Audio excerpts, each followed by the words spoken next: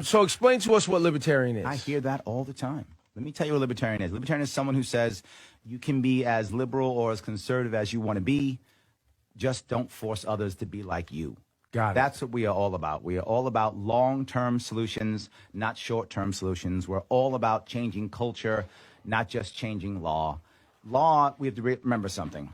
At the end of almost every single law is a guy or a gal with a gun who will put you in a cage. And if you don't want to go in that cage, he or she is going to kill you. That means you only use law when it really matters, not just because I'm angry, not because I don't like you, not because you should do some activity I think you shouldn't do or whatever the case may be. It's only for important things like life and liberty and property and things like that. That's when you use violence. That's when you use force. That's what libertarians are all about.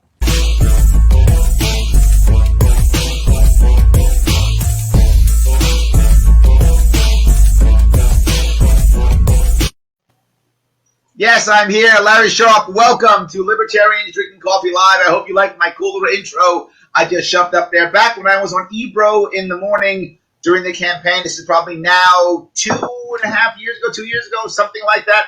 It was a while ago, but he was asking a very simple question, what's libertarian? I'm trying to get more people to understand that to the best of our ability, and that's why we're here, Libertarians Drinking Coffee. The brand is strong. Here's my coffee. I actually have it. There we go. We are rocking and rolling. And we are here today with a man running for New York State District 51, the Senate seat in upstate New York. Yes, I'm from New York City, so anything north of the Bronx, upstate. That's how that works. Mr. Tim OConnor, how are you, my friend? I am wonderful, Larry. I just got to say, I want to start off with saying thank you for inviting me on your show. Of course. It was going to be a huge honor to be with a former gubernatorial candidate who actually had the guts to run against an entrenched power machine in New York, okay? But now I'm on the show with a vice presidential candidate, LarrySharpe, who is making some noise on the national scene with Judge Gray, who I am learning about and am completely impressed with. This experiment, this social thing I'm doing, I've learned so much in such a short period of time, and I am so glad. Yeah, that's amazing. People like you. Thank you, brother. No. We got to play it forward, right?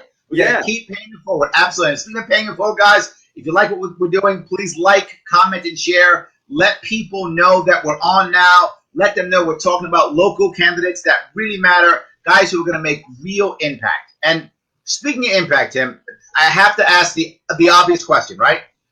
Why are you doing this? It's a challenge. It is a suck of your time, of your emotion, of your thought process, of your money. It's a suck of everything. Why are you running now, and why state senate? Okay, so if not now, when? And if not me, then who? Okay, and that's I know it's a cliche that goes back forever, but it's real, okay? I mean, for example, I could have ran for town board on a write-in ballot, which I did a couple times and lost, okay? Mm-hmm. But if I put libertarian next to my name, I probably can't even win the dog catcher slot, and I don't reach anybody with a libertarian message. And the libertarian message, first of all, one of my goals is to reinvent what we do with our local governments. We've got to do something in upstate New York to get these kids interested, right? Millennials, something on the order of 55 to 75%, depending on what study you want to read, they are interested in third-party action. Now, does that have to be the Libertarian Party? I'd like it to be. Me too. Lots of great ideas, right? So I go to my local town board, and I look at the people that are on the town board, and they're making like $2,000 there, and they're shuffling papers, and they're handling budgets, and they're a great group of people, right? They want to hear from me. They ask, they do, but it's a volunteer job at $2,000, right? So so our budget gets eaten up by these unfunded mandates. These these administrative requirements, and we can't pay our town board officials more than $2,000. I mean, come on, man, we got to be better than that, don't we? Don't we have to be better than that? I think you do, right? You got to pay for talent, right? Absolutely, of course, you got to pay something, right? You have to pay New York City prices, though. You don't got to pay that.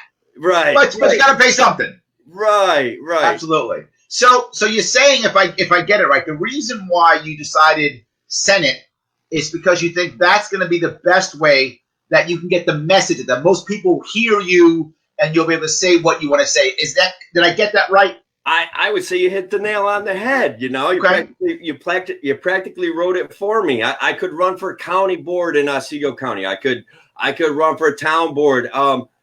But the issue is that we need to reach more people with the third party kind of message that we're working on here, that issue-based campaigning, solutions to problems, real solutions that we face, like dying agriculture, like our children leaving. And look, I got a personal. That's huge. Kids leaving? Oh my God, Tim, that's huge in upstate.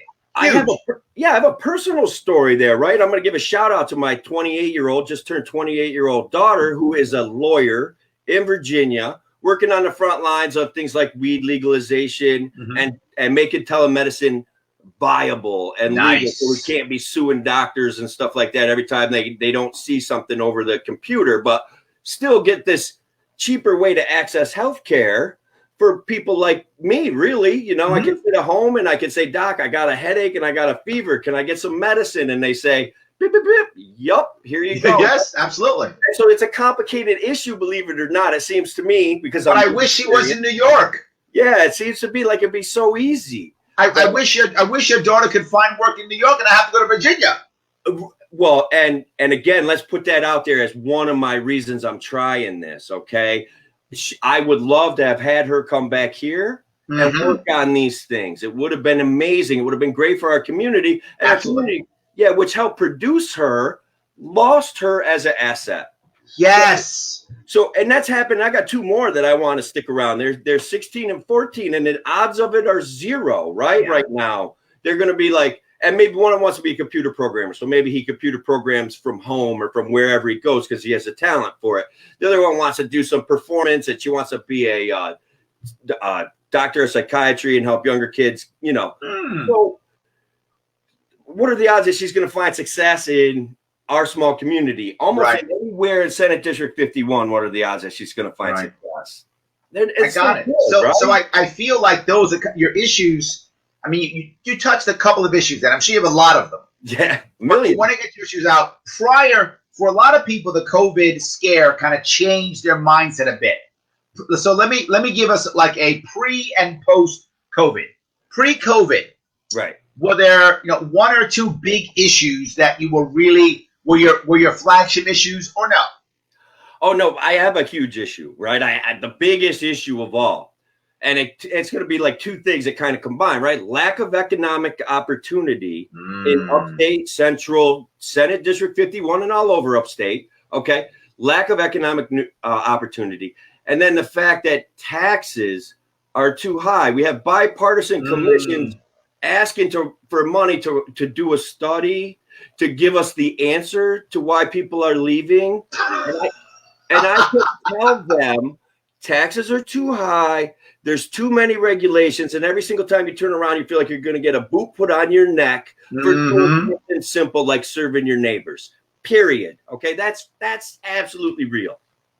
So yeah, I have issues, right? And I get it. All right, so that's your big issue. I got it. Yeah. Basically, it's people leaving, right? Lack of opportunity, right? I get it. Taxes are too high. Now that COVID has hit, has that changed for you, or is it still the same?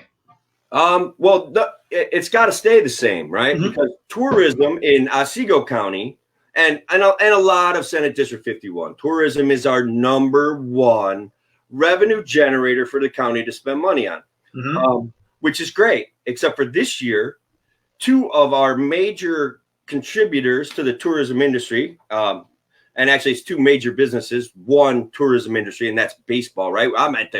I'm 5 miles away from the Cooperstown Baseball Hall of Fame. Oh, sure. Right. Yeah. So our county budget in Otsego County going to get decimated. It's absolutely going to get decimated. So how do we fix that situation when our taxes are already too high? Yep. When we already were relying on tourism and our taxes are too high. So you're saying for you, COVID actually deepened this. It didn't actually change for you. It made it deeper. Yeah, it did.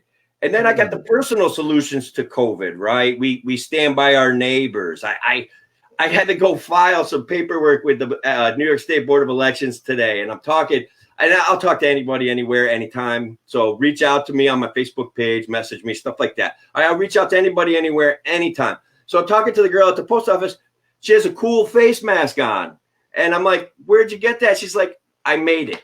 And I'm like, nice. I'm like, nice. My neighbor went to the store yesterday, and he only goes to the store once a week, right? So he doesn't have a mask. He couldn't find any mask to buy yesterday. So how do I get that guy a mask? I talked to this girl. She's going to make him a mask. And she's made something like 1,700 of these masks. And wow. And giving them away. And I'm like, how much do you charge? And she's like, we do it for free. If you want to make a donation, I'm like, I'll whatever I got that day. Here's the specs that I can give you about the guy. So that's amazing. You know what I want to bring about this is a great point you brought up, right? The one good thing. I mean, look, this virus is terrible. It's hurt us tremendously, and people are dying, and more going to die. It's horrible.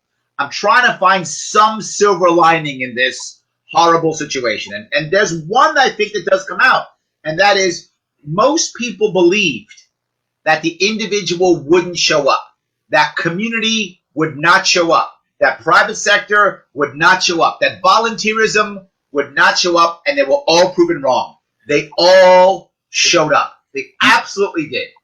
And they do every single time we face a crisis. Every single time those people put themselves out there. So some of the things I've offered, buying milk from people to spread it on my lawn, turns out that's a problem, okay? You can't just go buy fertilizer from a farmer and dump it on your lawn. You can't do that. And how does that make any sense? I can't drive 5 miles to get 5 gallons of milk to dump on my lawn to give the guy $20 or whatever I got. Right. A little something to help him and his kids through this absolute disaster for him, So I can't even do that because I can't put his right to sell milk at risk. We're over-regulated. Right? Absolutely. Regulated. 100%. 100%. All right, so let me go to the next piece here. Yeah. And that is, there is a lot of fear out there. A lot of fear, right? And how I think it affects us is when people are afraid, they tend to go to what they know, right? So if I'm afraid and I lean right, I'm going to go with Trump. I'm going to go with my Republican. I'm going to go because I lean right. If I'm scared and I lean left, I'm going to go with Biden, or I'm going to go with whoever my Democrat is running, right? I'm going to go to where I feel most comfortable because I'm afraid. How do we get around that, Tim? Well, the number one thing we got to realize about those guys is they put their pants on one leg at a time, okay?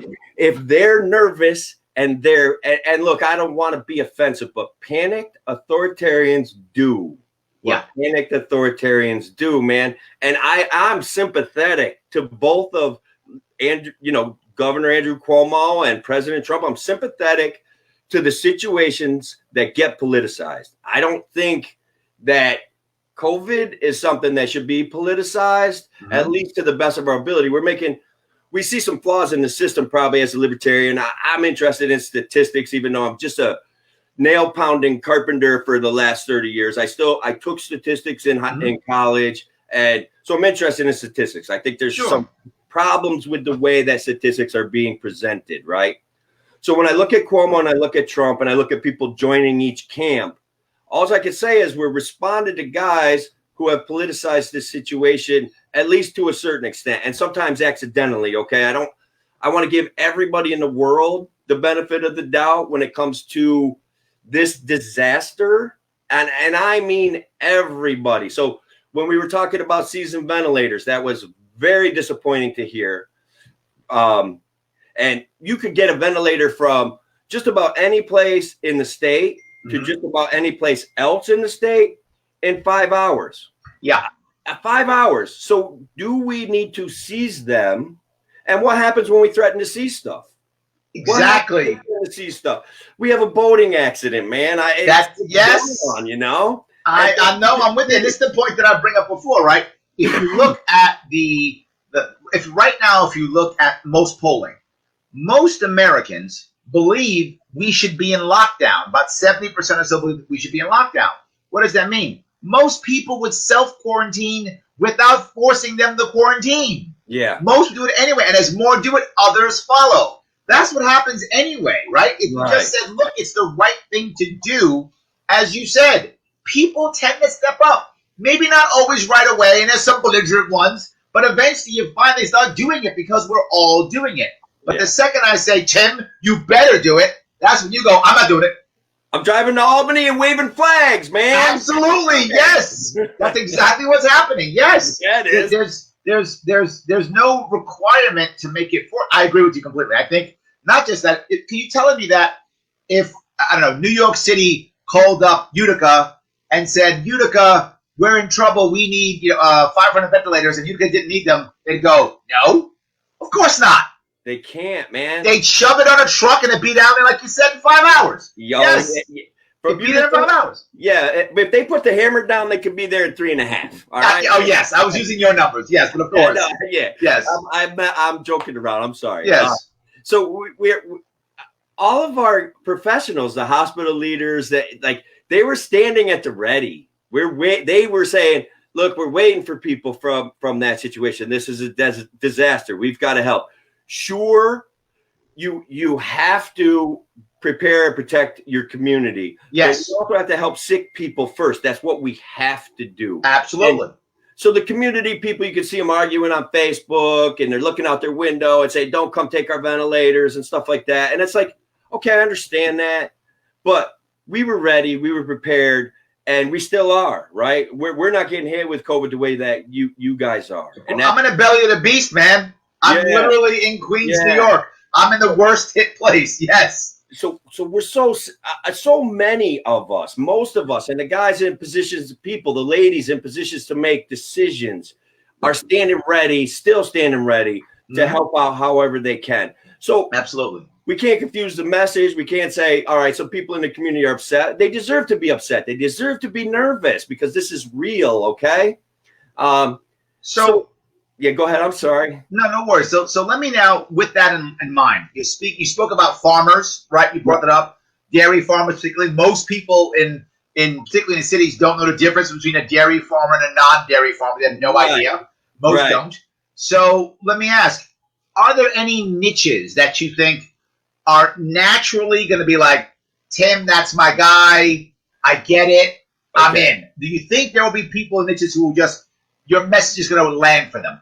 So I did this because I have answers, or at least I think I have answers, right? Okay. So in Senate District 51, we can talk about on order of 50,000 formerly productive acres of farmland are going fallow. Okay. On the order of that. Wow. That's a lot. So should we turn that into solar farms for small cities, or should we grow hemp? Right?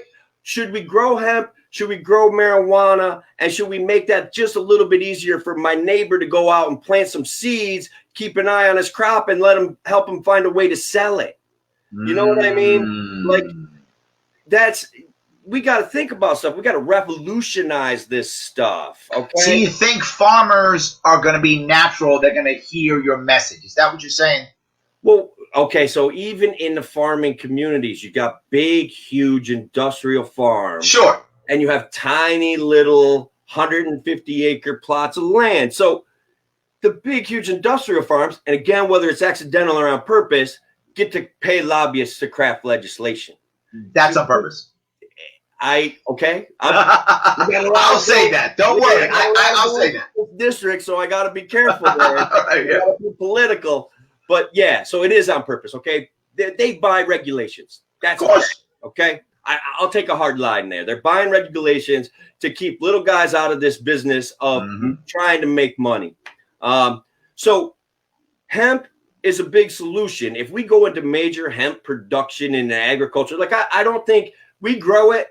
We store it. I think the processing facilities are going to come along. They're not here. Agreed.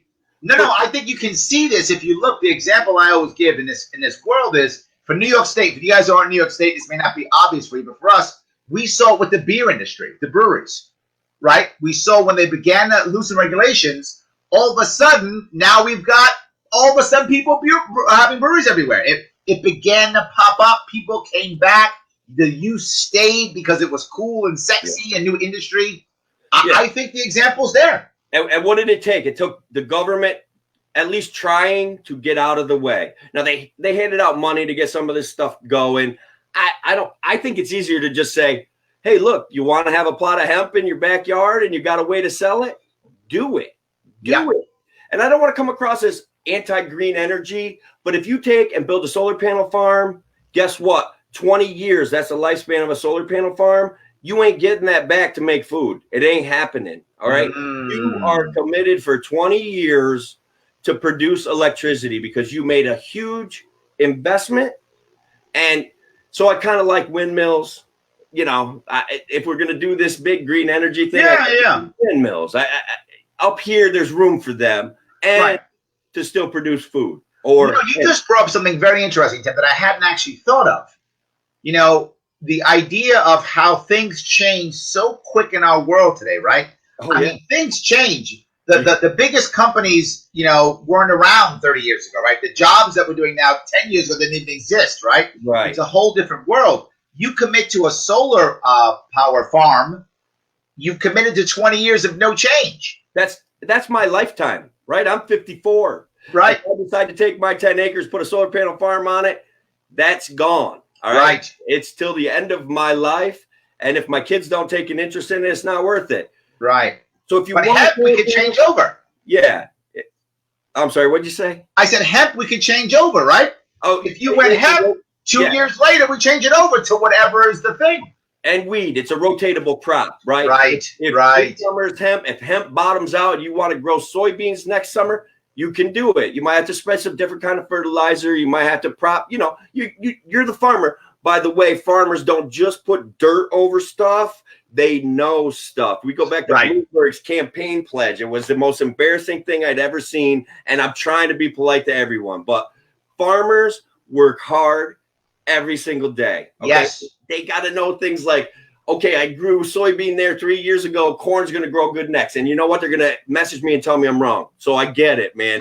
We want sunflower seeds in 3 years. We got to plant alfalfa this year and next year. You know, like, I didn't know that. Even though I grew up on a farm throwing hay bales, okay, I don't know. I didn't understand crop rotation back then, you know? No, but I think the farmers have something else, though, right? Generally speaking, it's not every farmer, but I think the vast majority of farmers, they're very independent because they have to be able to solve problems on their farm daily. The farmer's got to know how to fix a fence and repair the tractor and figure out, you know, what to plant and to figure out when to plant it and to figure out what tool works for this and what tool works for that. And, you know, all these things. And then what should they be selling and what should they be keeping? And what animal do they slaughter if they even have animals and which ones do they not? All those things. I think they kind of have to be jacks of all trades, don't they? And with all due respect to you, we're almost understating it, aren't we? Okay. As a contractor, I can be a jack of all trades, so I can go learn something new that benefits my customers, right? Mm-hmm. Farmers every day are going to run into something they've never run into before. That's true. They have to have a methodology. They're literal geniuses, okay? They have to have a methodology that solves new problems. Right. Every single farmer is a libertarian in their heart, whether they know it or not, because I've been saying that forever. They're solving problems every day. Every day. I remember when I was running, one of the things I focused on for helping farmers is a mindset change for the state. Yes. Like the state looks at farmers as, oh, you're a farmer. I look at farmers as small business owners. Yes. And most people don't look at them that way, right? I've always been about a farmer is a small business owner by default, and we should look at them and treat them exactly like that. It will change the mindset. Their mindset's already there. Though they're trapped in, okay, I need a government program because I've had a government program and I need a better government program, right? So we talk about one government program to solve a problem that another government program created. And we get caught in this. Exactly. Queter's on helping us out. I love that guy. I know you do too, man. Yep. So they have to bounce back and forth with these problems that they got to solve every single day. And hopefully I didn't lose my train of thought too bad right there. No, but you were talking about government programs. And the problem with the government programs you'll find constantly is they're never able to actually do the thing they're supposed to do and they're not designed to actually help. They're designed to service, so they never go away. They're designed to get the person hooked on it to create a new program so that they're constantly gaining more control over that farm. Yeah. That's what it's designed for, right? That's the biggest problem. I think you're very right. You're absolutely correct in this. I love this conversation because we can say, find me a government program that's gone away. Find me one that hasn't morphed into something else. Okay. Find me a government program that solved the problem and says, see you later. I did my job. Okay. Right. I think there may be some. I haven't found any. There's an old saying, there's nothing more permanent than a temporary government program. Yeah, exactly. Right? Yes. I love it. Absolutely. It. No, I think it's true, right? The thing I bring up often, you probably heard me say it before, is the difference between a nonprofit and a government program, right? A nonprofit that is not government sponsored, that is sponsored by donors. Yes. If you ever go to an event where they're saying, give us money, donate to us, the first thing they will show you is a success story, right? Yeah. If the charity, gives kids college educations or whatever, they will show you kids who went to college. If it helps the homeless, they will show you some guy or gal who, was homeless and isn't homeless anymore, right? They'll show you successes. Yeah. But government programs don't. Right. Government programs show you numbers of people they've serviced, which means people who still have the problem. Yeah. They are validated by people still having the problem. So if people don't have the problem, they're no longer valid. Yeah. And look, I've been very fortunate to be in great places, and I have a great mom, okay? Her entire adult life was dedicated to running a thing called the Family Service Association, right, in Oneonta, New York. Okay.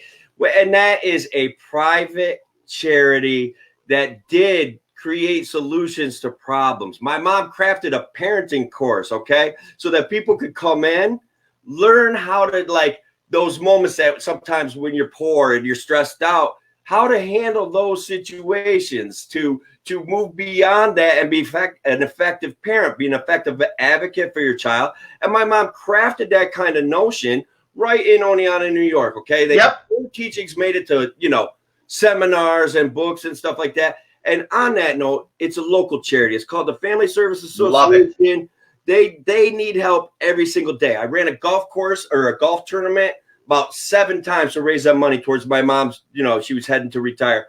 The local community came out, and that golf tournament, it first of all validated my mom. It second of all validated me, and third of all validated this notion that homegrown charities are just as important as anything else. They get Absolutely from the United Way. They get some grants. They have experts helping them out, writing their grant money and stuff like that. Taken over by a young lady who is doing a wonderful job. She's on the learning curve with it, and she's getting there, man. She's doing a great job. She's getting the numbers back to where helping a lot of people. You're talking about a lot of different stuff here, which is great. Yeah. Obviously, you're going to run to win. Obviously, you're going to start raising money. You're going to get out there shaking hands, kissing babies. Yeah. But we can't really shake hands and kiss babies anymore. We got COVID, right? Right. So how are we going to make impact when, look, a guy like you, everyone you can see it. When you're in front of people, personable, you're answering questions, you're not scared to give your opinion. That's awesome. Yeah. What about when you can't do the events? How in the world are we as a third party going to make that impact when I can't have a big rally for you, right? I can't rush up there and have a 400-person rally for you. How are we going to handle that? I don't know. I'm searching for a solution, and we've got a few together. Again, we'll go back to my buddy Queeter, who is, again, he's the bomb, right? He's a brave soul. He's a powerful soul. So he started this anti-lockdown broadcast, all right? And so the emphasis is physical distancing doesn't mean social distancing. Right? I love that. I love that. So we're a group of libertarians talking about possible solutions to our current crisis. And we can go back to finding the girl that makes masks at the post office. We can go back to, I offered a bunch of my neighbors, I would just go to the store for them because they're a little bit older than me. And if they were really uncomfortable, I can do that. Now, all of them said, look, we like getting out of the house. But if this thing changes in upstate New York, I'm there for them still. Sure. So you think you can still go out and make those connections anyway? Is that what you're saying? Well, as long as you stay 6 feet or 10 feet away from one, I guess that's true. You got to get some sun. You got to get some health, right? So they're outside working on their yard. We stand 8 feet apart, maybe 10 feet apart. We have a conversation. So can we group 100 people together and drink beer under the hot sun while I spout off at the microphone? I'd love that, right? I'm looking forward to that possibility. I like it. Can we do that right now? No, I don't feel comfortable with that. Not right now. Maybe if everybody there was, 20 years old and younger and could prove to me that they were in perfect health and didn't have type 2 diabetes, we could do that. Right. I got you. Okay. So you're saying you're still thinking, right? You're thinking that this type of, what you're talking about is this is multiple people together talking. So each of you is drawing a different audience. Is that kind of what you're saying? Yeah. So actually, we're drawing in all sorts of audience. We had a Republican on with us last night. Okay. From the 124th. His name's R.C. Ike. Let's face it, a lot of people are libertarians in their heart. They just haven't either realized it or they're afraid of this third-party connotation. 100%. Right? R.C. Ike, in his heart, is a libertarian. He's running as a Republican. I respect his message, and I want him to do well. Okay. So you're saying we're going to invite other people into this and hope we get the message to everybody. Yeah, I invited my daughter on the show. Unfortunately, she had a commitment, but when we do it again, maybe she says yes the next time to talk about how things work in Virginia with regards to telemedicine and legalization of marijuana and hemp and stuff like that. So maybe she joins us. Maybe you join us. We would love that. That would be a big... I'm in. Yes. Yeah, all right. Yes. Okay, we had Dan Berman on. Oh, yes. I had him on this show, too. Absolutely. Yep. I saw that show. He's a great guy. He wasn't wearing the big hat. He was wearing the baseball hat. Yeah. Not the same, but it's fun. Yeah. Absolutely. It's good. All right, so look, let me go to the next piece. A lot of conversation. I love what you're saying. I know you're going to run to win. It's going to be hard. Yeah. I hope lightning strikes and you win. Right. But if you don't, what is a secondary win? Do you have it? Maybe you don't. Right. No, when I ran for governor, it was very easy. Right.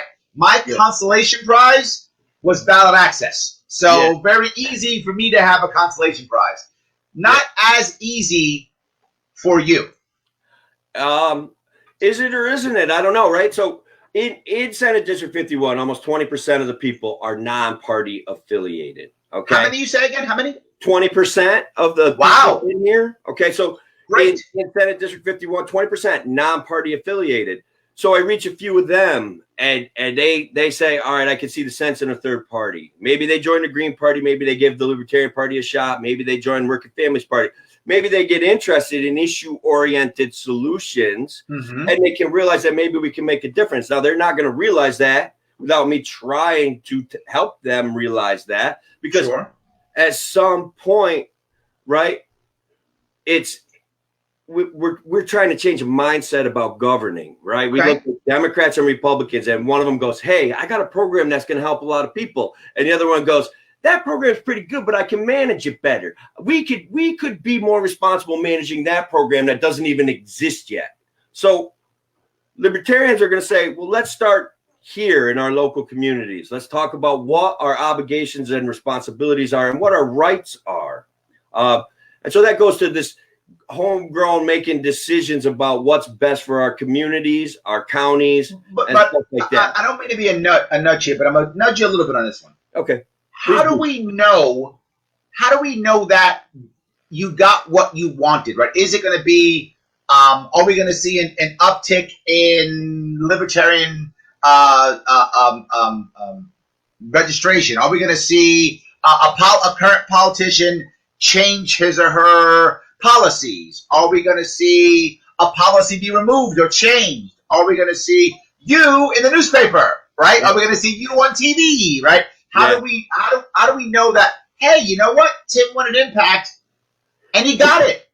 Do we know? Or maybe we don't. If we don't know Tim, it's fine. We don't know yet, right? But the issues I'm offering are free to my competitors. Okay, they can take them and they can co-opt them. All right, Mm-hmm. they can use them and they can argue over them and try to get me in the middle of it, and that's fine. Okay, anything I do. So I started. Sometimes I start things out. I'm joking around, right? I'm like, well, if I register one new libertarian, I won. Okay, and I don't spend $50,000 of my retirement money, I won, which is a pretty expensive return. Let's be honest. That's expensive. I agree. Yes. So if I so then I'll immediately up the goal because one guy came right through and changed his party affiliation. So already we're up to maybe 7, maybe 8. Maybe this video helps get a couple more guys, a couple more girls interested in being libertarians. And then really, if we start issue-based solution analysts and problem solving, I think that will help change the dynamic of what we do. I like it. Jim's teasing us. Jim says newspaper, he's teasing. But Jim, I'm going to tell you something serious though, right? I dealt with this when I was running for governor, right? And I try to get local newspapers. People say, who newspapers? It's true there are very few people who read newspapers. You got me on that one, Jim. But here's the critical piece. If you are someone who reads your local newspaper, you vote. Absolutely. I have a funny story about that too, Larry. I don't mean to go. Right? The local Oneonta Daily Star was reaching out to interview people about the pulse of the voter. Okay. And so I had this ephemeral notion that I would like to run for office someday. And they reached out to me and they said, they had my email on file. So they reached out to me to see if I wanted to do an interview. I had offered to write a column from a libertarian perspective. And so they said, hey, do you want to do an interview? I did the interview. I got a half page in the Oneonta Daily Star. So now even when I'm walking in to buy milk, people are asking me, am I really running for Senate? Wow, that's great. There's a link to that on my on my Facebook page. And it was just so fortunate, so lucky. And the young lady that interviewed me, it's the best interview I've ever had. And I've been interviewed for other things. Occasionally you get lucky or you run into a reporter. She was fair. She was honest. And the headline of it is Libertarian Candidate Finds Fault All Around. And I just was like, finds fault all around. I love that. All around. And so I don't find fault with my local politicians. I know that they feel that a lot of their decision-based stuff is mandated by virtue signaling, which is too expensive.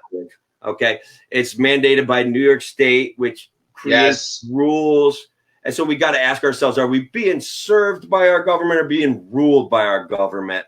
And, when a county board changes the time of its meeting from 7 o'clock on Thursday night to 10 a.m. on Tuesdays, we know the answer. The answer is obvious. They got to make rules and they got to make decisions that are going to be unpopular. And that's unfortunate. That's why these young kids need to get in there.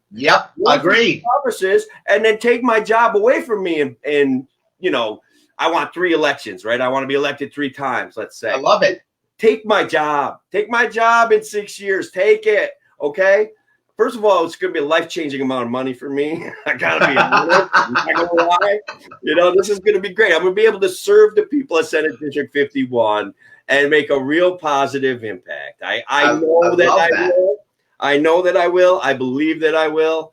It's huge, So no, and I wasn't going to tease you, Jim, when I said the newspaper thing, but I do see value. I'm glad you see it too. I do. The local newspaper, while it is definitely a smaller audience, but that audience cares, right? The person who actually picks up that weekly newspaper and reads it, that person cares about the community, and that person votes. That's for sure. That's the person who shows up at Tuesday at 10 o'clock in the morning. That's that person who does that, right? I've been to them. I work for a customer. I'm a contractor, right? He wants me to go to the board and he wants me to argue his position when they're asking questions. And so I've tried that. Can they really listen to me? They try. They definitely get excited when they have someone in the audience and maybe I'm the only guy there. So they try to answer what I say. They're very respectful. So. And they're doing this really hard job for it's a volunteer thing, So let me ask the last question. In your race, Yes. Or do you have a Democrat and a Republican running? I do. Yes, I do. Yep. So it's 3. Yes. Is either one of them more likely to win than the other? Is it obvious? Yeah, it's heavily obvious that the Republican's going to win. What happened in Senate District 51? We got a guy retiring who's okay. I got to say faithfully and well, and I've met him personally. Right, he's a good guy, but he's a Republican, and so in my opinion, the Republican is heavily favored to win. Got it. Okay. So I've met that guy, and he's okay. And I've watched the Democrat, and he's okay. They're nice guys. Now, they're trapped in that mindset, though, of yes, I see that often. Good people whose ideology gets in the way. Platitude making. They want to campaign on platitudes that don't mean anything to me. They don't mean anything to my neighbor, other than that platitude is going to cost us money and the future. Okay, yes. That platitude is expensive, sir. Yes, absolutely. Yeah. So let me ask, is there anything that you want to talk about before we wrap things up? Yeah, I mean, I feel like I owe a shout out to first of all, I try to do them on my Facebook page. I try to do them on my Senate page. Okay. People out there making a difference every single day. We've got your retired doctors and nurses coming back to work, and they're in the high risk zone, right? Yep.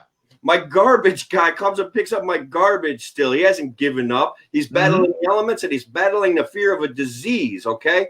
I agree. We got to be able to fight in this thing. You know, if you've heard me say this before, right? Yeah, of course I have. I talk about this.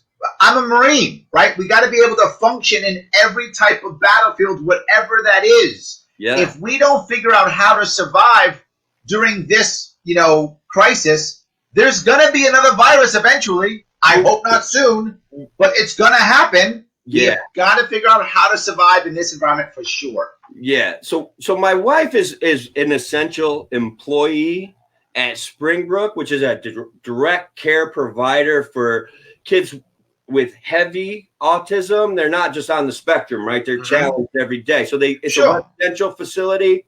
I got to shout out to those guys. They're getting up. They're going to work. If this virus gets in there, it's going to be a disaster. So the place is taking great precautions. They've helped these direct care people really make ends meet. So that is a nonprofit standing behind its employees that are doing the hard work of keeping things moving, okay? Keeping people safe, keeping these young people on the autism spectrum, providing them with care that they need, okay? So they're doing that job. That job is huge. It's a good shout out. It's a good shout out. Yeah, and I kind of feel like I underserved him on some of my other shout outs because it's my wife. Well, you gave him a big one now. It's all good. Yeah. You're good. You made up. I saved it for the big thing. So I got a little list of people I want to thank, if you don't mind. Run it down. Go. Okay, we got Thomas Daniel Queter. Did I get it right, Mr. Queter? Okay, running for Senate in District 52. Okay, we got Penner for Freedom running for, and he's a Libertarian running in District 53. And Jake Cornell running for Assembly in 121. Okay? He's coming on the show too. Oh yeah, and he's great, man. He's entertaining. He's energetic. He has the stats on the marijuana and the versus the vaping and the smoking cigarettes, and he's going to be able to help educate everybody. Okay. And Rich Patel, guy, I'm running on the JD6 thing too. Okay, I want to help the party build a party, which as a libertarian, that kind of freaked me out for about a month. Like, how do I build a party in a party? Like, what? Why do we even need that? We're libertarians, but I figured it out, and I got guys like Dr. Mark Brayman helping me figure out that. Absolutely. And so markbrayman.com, guys, he is talking about how we should redistrict New York State, because this is going to be a redistricting year. It is. It's right after the census, right? Yeah. It happens every census. How it makes sense to redistrict New York State, try to get it back in line with the New York State Constitution, okay? R.C. Ike, my Republican buddy from, out western there, these guys are trying hard to campaign on issues, right? Campaign not on platitudes. R.C. Ike maybe said yesterday, I don't want to quote him, but he said, after COVID, we should tear up every regulation and go back to the beginning, okay? That sounds good to me. It's a pretty bold statement for a guy that considers himself a Republican, right? Okay. Yeah. It's a good shout out. Shout out to my buddy, Ron Mickle. Ron, actually one of the guys that came up to me and said, "Are you really running for Senate? I saw that advertisement in the paper." He's helping Queter get batteries for that tank style wheelchair that he's got. Yes, that's right. These things are practically impossible to find. They're incredibly expensive. And a guy like Ron, a small businessman, decided to step up and lend a hand. And wait, so you're saying the community stepped up? You know, isn't that crazy? It's insane. It's crazy. It's fucking nonsense here, right? So funny. Well, I appreciate all the shout outs. Yes, sir. I'm glad you came on, my friend. I appreciate you. I'm glad you came on. Listen, Larry, whatever I can do to help you out, sir, with this vice presidential thing. No. Remember, top of the ticket supports bottom of the ticket. Yeah. You're the one who's going to win. You're the one who's got to win. You suggested this was a possibility to me, whether it through your many conversations everywhere. In my brain, I'm just like, I've always been an independent. Republicans sometimes are right. Democrats, occasionally they come up with something, but none of them are solving problems. I can make fun of them all day.